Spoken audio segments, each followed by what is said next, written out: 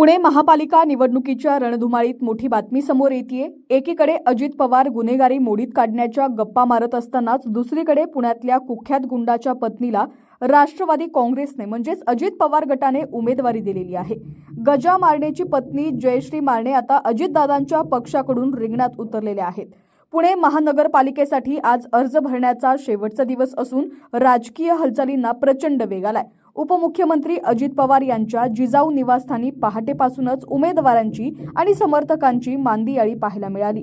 रुपाली ठोंबरे पाटील आणि माजी आमदार सुनील टिंगरे यांच्या उपस्थितीत उमेदवारांना एबी फॉर्म दिले जात आहेत। मात्र यात सर्वात जास्त लक्ष वेधलेलं आहे ते म्हणजे जयश्री मारणे यांच्या उमेदवारीने।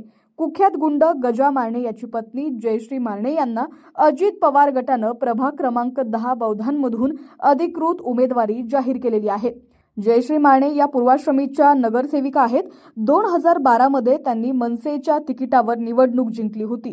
2022 मध्ये त्यांनी राष्ट्रवादीत प्रवेश केला होता आणि आता त्यांना थेट मैदानात उतरवण्यात आलेला आहे। एकीकडे पुण्यातील गुन्हेगारीवरून विरोधक सरकारला धारेवर धरत आहेत, तर दुसरीकडे सत्ताधारी पक्षानेच गुन्हेगारी पार्श्वभूमी असलेल्या कुटुंबाला उमेदवारी दिल्यानं नवा वाद ओढवलेला आहे।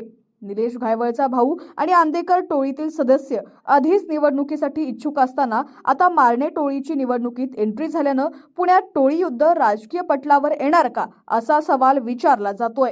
अधिकच्या अपडेटसाठी पाहत रहा HPN मराठी न्यूज।